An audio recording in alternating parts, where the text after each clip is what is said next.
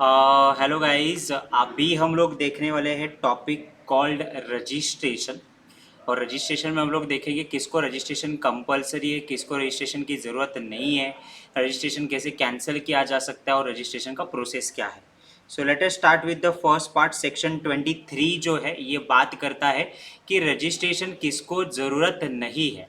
तो जितने भी एग्रीकल्चरिस्ट है, फार्मर्स है, जो लैंड को कल्टीवेट करते हैं, लैंड को कल्टीवेट करते हैं, यानी जो असलियत में खेती करता है, जो आपके एग्रीकल्चर प्रोडक्ट को प्रोड्यूस करने का काम करता है, कल्टीवेशन ऑफ लैंड का काम करता है, that agriculture is exempt from GST registration. Then जो person exclusively exempted supply and non taxable supply, non taxable supply का मतलब petrol non taxable supply, diesel non taxable supply, आपका इलेक्ट्रिसिटी नॉन टैक्सेबल सप्लाई, इस पे GST नहीं लगता है। या आप एग्जम्प्ट सप्लाई कर रहे हो, एग्जम्प्ट सप्लाई का मतलब क्या है कि लीकर को नहीं लाया गया है, वो भी एग्जम्प्टेड है, तो ये एग्जम्प्टेड सर्विस है, फ्यूनरल वाली सर्विसेज है, एग्जम्प्टेड है, तो इनको भी रजिस्ट्रेशन लेने की ज़रूरत नहीं। अगर आप जो गुड्स या सर्विसेज सप्लाई कर रहे हो अगर वो एग्जम्प्ट है या वो टैक्सेबल सप्लाई की डेफिनेशन में नहीं आते तो आपको रजिस्ट्रेशन लेने की ज़रूरत नहीं है। Casual taxable person, casual taxable person का मतलब जिनका basically fix place of business नहीं होता है, आज यहाँ है, कल कहीं और है, परसों कहीं और है। आप लोग देखो हैंडीक्राफ्ट गुड्स जो लोग बनाते हैं, जिनके टर्नओवर 20 लाख या 20 लाख के नीचे है, रास्ते पे से जाओगे तो वो कुंडियाँ बनाते हुए, गमले बनाने वाले लोग वगैरह होते हैं, they are casual taxable person, छोटे लोग होते हैं, इतनी बड़ी टर्नओवर होती नहीं है। 20 लाख के ऊपर अगर इनके टर्नओवर है तो यस मैंडेटरी, 20 लाख के अंदर इनके टर्नओवर है कैजुअल टैक्सेबल पर्सन, तो इनको जरूरी नहीं है रजिस्ट्रेशन लेना। Now job worker service exemption from interstate supply अगर टर्नओवर 20 लाख के नीचे है। जॉब वर्कर का मतलब गुड्स मेरे पास आता है, मैं वो जॉब करता हूँ, वो जॉब करने के बाद उनका गुड्स उनको वापस देता हूँ, that is called job worker. तो जॉब वर्कर के केस में अगर टर्नओवर 20 लाख के नीचे है, एग्जम्प्टेड है, रजिस्ट्रेशन की जरूरत नहीं है। Then no registration for interstate services up to 20 lakh. Services ये वर्ड पे फोकस करो क्योंकि ये वर्ड सबसे ज्यादा इंपॉर्टेंट है। सर्विसेज जो है, अगर वो सर्विसेज आप इंटर स्टेट दे रहे हो, इन दैट सिचुएशन 20 लाख के नीचे टर्न हो रहे, then it is allowed. Person making only reverse charge supply यानी रिसिप्टियन टैक्सेबल है, ना कि जो सप्लायर है वो, इन दैट सिचुएशन भी एग्जम्पशन आपको दिया गया है। So agriculturist, non taxable supply, exempt supply, handicraft casual taxable person या job worker turnover less than 20 lakh, interstate supply of services less than 20 lakh and reverse charge mechanism, इनको registration required नहीं है। Next, compulsory registration किन किन लोगों को है? तो compulsory registration online data processing का जो काम करते हैं इनको कंपलसरी रजिस्ट्रेशन है। ऑनलाइन प्रोसेसिंग का डाटा यानी जस्ट डायल हो गया या फिर अलग अलग लोगों को ये डाटा सॉर्ट करके भेजा जाता है, online data processing. Inter state supply of goods, आप इंट्रा स्टेट सप्लाई कर रहे हो तो ठीक है, बट आप inter state supply of the goods कर रहे हैं तो इसमें एग्जम्पशन दिया है हैंडीक्राफ्ट के लिए क्योंकि उनके लिए रजिस्ट्रेशन जरूरी नहीं, बट इंटर स्टेट सप्लाई के लिए जरूरी है। Input distributor yes, casual taxable person yes, non resident e commerce operator yes, जिनका टीडीएस कट करना है वो, प्रिंसिपल, प्रिंसिपल के साथ साथ प्रिंसिपल का जो एजेंट है वो, उसके अलावा अगर आप रिवर्स चार्ज मैकेनिज्म के अंदर पेमेंट देना लगते हो तो भी आपको क्या करना है, रजिस्ट्रेशन लेना है। सर ऊपर तो आपने बोला था बट टर्नओवर की लिमिट है कैजुअल टैक्सेबल पर्सन के लिए 20 लाख की, उसके ऊपर चला गया तो टैक्सेबल है। रिवर्स मैकेनिज्म ओनली वर्ड था, ओनली रिवर्स मैकेनिज्म का काम है तो रजिस्ट्रेशन की जरूरत नहीं है, बट अदरवाइज आपको रजिस्ट्रेशन लेना पड़ेगा। तो रजिस्ट्रेशन अगर आपको लेना है तो online inter input distributor, casual, non resident, e commerce operator, TDS आपके agent and reverse mechanism. Now person liable for registration, तो दो तीन तरीके से रजिस्ट्रेशन आप ले सकते हो। तो पहला वाला रजिस्ट्रेशन आप कैसे ले सकते हो? तो person already register under existing law, sales tax था, सर्विस टैक्स था पहले, उसके अंडर ऑलरेडी रजिस्टर था, तो फिर क्या इनको जीएसटी में रजिस्टर करना जरूरी है? यस। जो पर्सन पहले भी रजिस्टर थे ये बाद में जीएसटी में भी रजिस्टर रहेंगे। ट्रांसफर ऑफ द बिजनेस, मैंने मेरा बिजनेस किसी और को बेचा, तो अब जिसने ये बिजनेस खरीदा है उसको रजिस्ट्रेशन लेना जरूरी है। मैंने तो मेरा बिजनेस बंद करके ट्रांसफर कर दिया, यस। नाउ नेक्स्ट, अगर बिजनेस अमलगमिट हो जाता है, दो कंपनियां साथ में आती है, बिजनेस मर्ज हो जाता है, इन दैट सिचुएशन भी जीएसटी रजिस्ट्रेशन लेना जरूरी है। And most important on the basis of turnover. अब टर्नओवर की जो लिमिट है अलग अलग जगह पे अलग अलग लिमिट है। जैसे कि अगर मैं बात करूं त्रिपुरा, मणिपुर, नागालैंड, मिजोरम, अगर सालाना टर्नओवर 10 लाख तक है, नो रजिस्ट्रेशन, 10 लाख के ऊपर है registration is there. Meghalaya, Arunachal, Telangana, Pondicherry, Uttarakhand and Sikkim की अगर मैं बात करूं, 20 लाख या 20 लाख के ऊपर के लिए आपको क्या करना पड़ेगा? रजिस्ट्रेशन करना पड़ेगा। जम्मू कश्मीर, हिमाचल प्रदेश, इवन असम, इनके लिए टर्नओवर भी कितना रखा गया है, and other state, union territory, इनके लिए भी टर्नओवर 20 लाख का रखा है। अब जो त्रिपुरा, मणिपुर, नागालैंड, मेघालय, अरुणाचल प्रदेश, तेलंगाना, इसमें नहीं आता है। बाकी सबके लिए लिमिट कितना है? 40 लाख रुपीज का लिमिट है, 40 लाख। सो पहला, आप ऑलरेडी एग्जिस्टिंग हो, रजिस्टर करना पड़ेगा। ट्रांसफर किया तो भी करना पड़ेगा। Amalgamation, demerger, yes. Manipur, Tripura, Nagaland and Mizoram, okay. MMNT, ये शॉर्ट में बोला था, MMNT 10 लाख। मेघालय, अरुणाचल प्रदेश, तेलंगाना, पौंडीचेरी, उत्तराखंड एंड सिक्किम 20 लाख। बाकी स्टेट के लिए 40 लाख का आपका लिमिट है रजिस्ट्रेशन का। नाउ रजिस्ट्रेशन के टाइम पे एग्रीगेट, ये जो हम लोग बात करें ना टर्नओवर की, तो ये टर्नओवर कैसे निकाला जाएगा? टर्नओवर में क्या आएगा और टर्नओवर में क्या नहीं आएगा? तो टर्नओवर में टैक्सेबल सप्लाई आएगा, जीरो रेटेड सप्लाई आएगा जिसपे जीरो रेट का जीएसटी लगेगा, एग्जम्प्टेड सप्लाई भी आएगा, नील रेटेड सप्लाई भी आएगा, इंटर इंट्रा स्टेट के सप्लाई भी आएंगे। बट क्या नहीं आएगा? तो वो सेल की फिगर कंसिडर करनी, उस पर लगे हुए टैक्स की कीमत नहीं कंसिडर करनी। 10,000 का सेल किया है, 20% जीएसटी लगाता हूं तो 10,000 पे 20% 2,000, टोटल सेल हुआ 12,000। तो 12,000 नहीं कंसिडर करना है, जीएसटी 2,000 का हटाना है, टैक्सेबल वैल्यू 10,000 है, इसलिए टैक्सेबल सप्लाई बोला है। तो CGST, SGST, UTGST, ITGST, compensation cess, जो pan masala, ice cream, Bisleri, luxurious car पे लगता है वो सेज, ये सारे हम लोग हटाएंगे। इवन रिवर्स मैकेनिज्म पे जो जीएसटी दिया है वो भी हटाएंगे। और taxable, zero rated, inter intrastate सारे सप्लाई हम लोग टर्नओवर में कंसिडर करेंगे। तो क्या कंसिडर करना है, क्या एक्सक्लूड करना है, बढ़िया सा मैंने चार्ट पे ऑलरेडी दे दिया है and I hope it is useful to. Sir क्या मैं वॉलेंटरीली रजिस्टर कर सकता हूं? Yes, you can do the voluntary registration. अगर आपकी टर्नओवर MMNT एरिया में 10 लाख के नीचे है, मिजोरम, मेघालय, नागालैंड यहाँ पे 20 लाख के नीचे, अदर स्टेट में 40 लाख के नीचे, फिर भी आपको रजिस्टर करना है, तो मैं क्या कर सकता हूँ? Yes, you can get register yourself voluntarily. Sir process क्या है इसका, रजिस्ट्रेशन का प्रोसेस क्या है? तो प्रोसेस ये है कि आपको सिंगल रजिस्ट्रेशन होगा फॉर वन स्टेट। मेरा पुणे में भी बिजनेस है, पीसीएमसी में भी बिजनेस है, बट स्टेट तो एक ही है ना। मेरा पुणे में बिजनेस है, नासिक में बिजनेस है, मुंबई में भी बिजनेस है, स्टेट एक ही है। वन स्टेट में वन रजिस्ट्रेशन आपका होगा।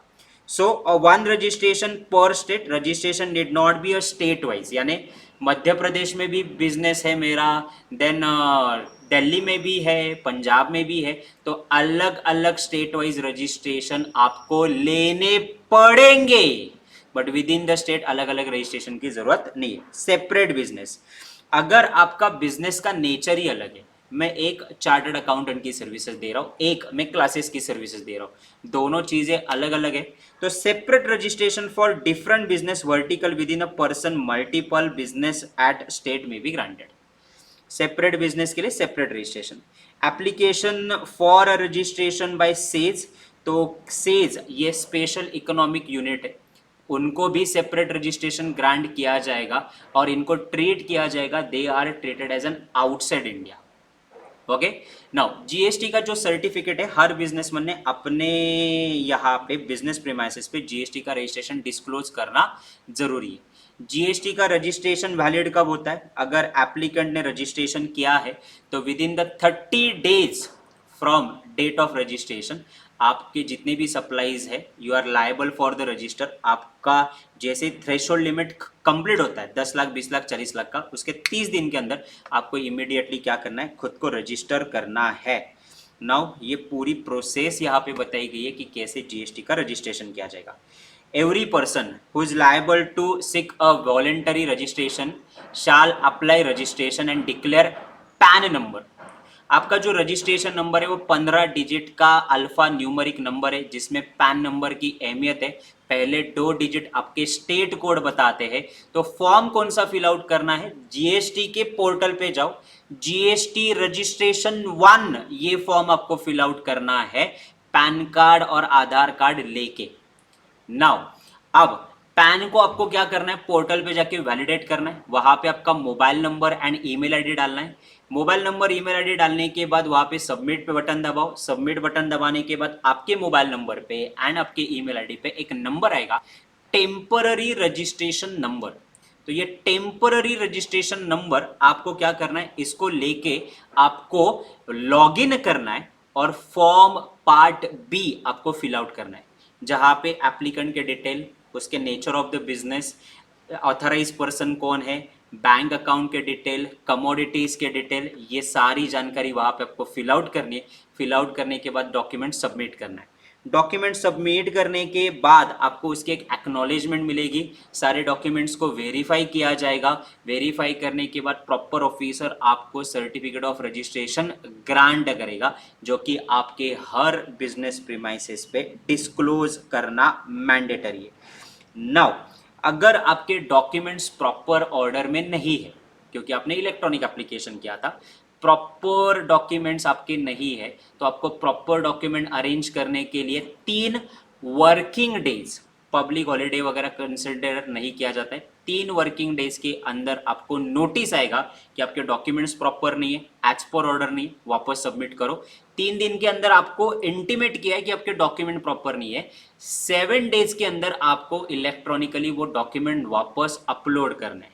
अगर वो सेटिस्फाइड है तो वो आपको रजिस्ट्रेशन सर्टिफिकेट जीएसटीआर रजिस्ट्रेशन 06 इसमें आपको रजिस्ट्रेशन दे देगा from the date valid document are submitted, within the 7 days from the valid document are submitted.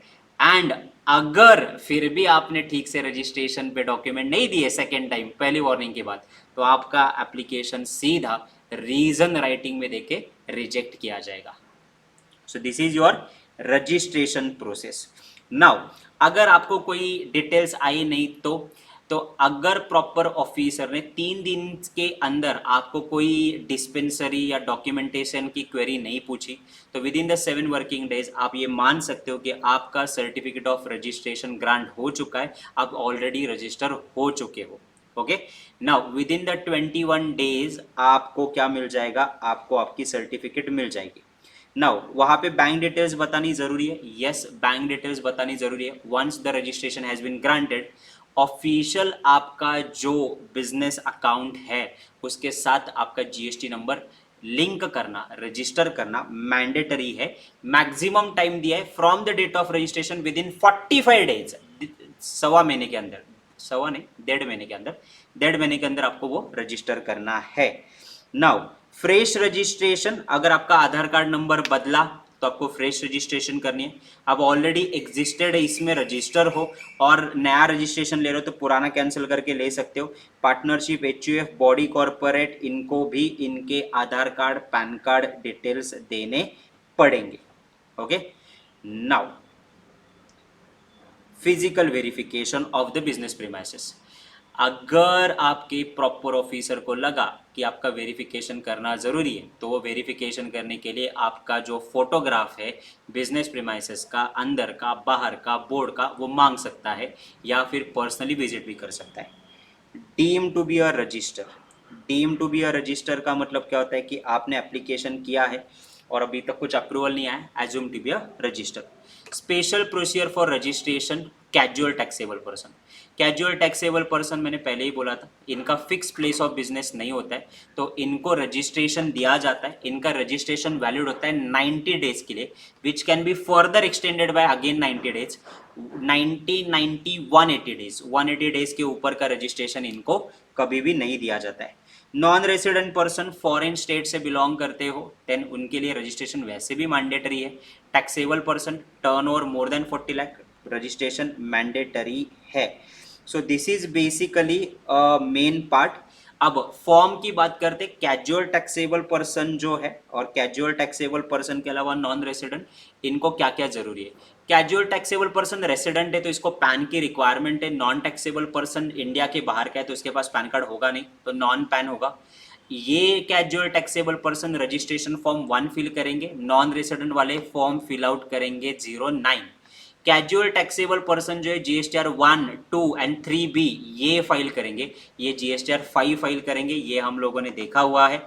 Then उसके अलावा अगर बात करें तो कोर इन्फॉर्मेशन जो अभी रिसेंटली आया है कि ये अमेंडमेंट में हम लोग बोल सकते हैं कि आपका जो रजिस्ट्रेशन है उसमें आपके बिजनेस का legal name, additional place of business, business का incharge, mobile number, ID number ये देने जरूरी है। क्या मैं रजिस्ट्रेशन कैंसिल कर सकता हूँ? यस। अगर मैंने मेरा बिजनेस डिसकंटिन्यू किया है, किसी और को ट्रांसफर किया है, या बिजनेस के ओनर की डेथ हो चुकी है, बिजनेस अमलगमिट हो चुका है, डीमर्ज हो चुका है, तो आप आपका रजिस्ट्रेशन नंबर कैंसिल कर सकते हो। इवन मैं सोल प्रोप्राइटर से एचयूएफ बन चुका हूं, मैं सोल प्रोप्राइटर से पार्टनरशिप बन चुका हूं, कॉन्स्टिट्यूशन चेंज हो रहा है, तो भी मैं मेरा रजिस्ट्रेशन नंबर कैंसिल करके फ्रेश रजिस्ट्रेशन ले सकता हूं। So this is the reason कि आप रजिस्ट्रेशन कैंसिल कर सकते हो क्या? यस, आप रजिस्ट्रेशन कैंसिल कर सकते हो on the reason discontinuation of business, merger, amalgamation, change in constitution, like that. Now जो भी आपका रीजन है, ये रीजन आपको जीएसटी पोर्टल पे जाके बताना पड़ेगा, और इसकी प्रोसेस क्या है कि आपको रजिस्टर ऑफिस में प्रॉपर ऑफिसर को इन्फॉर्म करना पड़ेगा by making an application that you are cancelling your registration. Now registration कभी कभी प्रॉपर ऑफिसर खुद भी कर देता है। प्रॉपर ऑफिसर कब, एक तो वॉलंटरी आपने कैंसिल किया, एक दूसरा कोई दूसरा भी पर्सन आपका रजिस्ट्रेशन कैंसिल कर सकता है, दूसरा पर्सन यानी प्रॉपर ऑफिसर। प्रॉपर ऑफिसर कब आपका रजिस्ट्रेशन कैंसिल करेगा? रीजन नंबर 1, आप जहां पे बिजनेस प्रीमाइसेस बोले हो वहां पे बिजनेस है ही नहीं, आपने गुड्स सप्लाई किए विदाउट इशू ऑफ इनवॉइसेस, या इनवॉइसेस पे जीएसटी मेंशन नहीं है, आप जीएसटी के रूल्स एंड रेगुलेशन को तोड़ रहे हो, तो प्रॉपर ऑफिसर आपका रजिस्ट्रेशन कैंसल करेगा। आप कॉम्पोजिशन स्कीम में हो और पिछले 3 क्वार्टर से आपने रिटर्न फाइल नहीं किया है, 18th इज द डेट ना, तो आपने रिटर्न फाइल नहीं किया, आपका रजिस्ट्रेशन कैंसिल होगा। आप रजिस्टर पर्सन हो, 6 महीने से ज्यादा हो गया, आपने आपके बिजनेस को स्टार्ट ही नहीं किया, कमेंस ही नहीं किया, तो रजिस्ट्रेशन कैंसिल होगा। या आपने कोई फ्रॉड किया, विलफुली मिसस्टेटेड फैक्ट छुपाए, तो भी आपका रजिस्ट्रेशन कैंसिल होगा। सो रिटर्न ना फाइल करने पे, 6 महीने के अंदर बिजनेस ना चालू करने की वजह से, गलत जानकारी देने की वजह से, गलत बिजनेस एड्रेस देने की वजह से, या फैक्ट सरप्राइज करने की वजह से आपका रजिस्ट्रेशन कैंसल हो सकता है। So this is all about the chapter registration topic. किसको रजिस्टर मैंडेटरी है, किसको नहीं है, रजिस्ट्रेशन का प्रोसेस, टर्नओवर कैसे मेजर किया जाएगा, एंड उसके अलावा कैंसलेशन की प्रोसेस हम लोगों ने देखी है। तो जाइए और फटाफट एमसीक्यू खत्म करिए।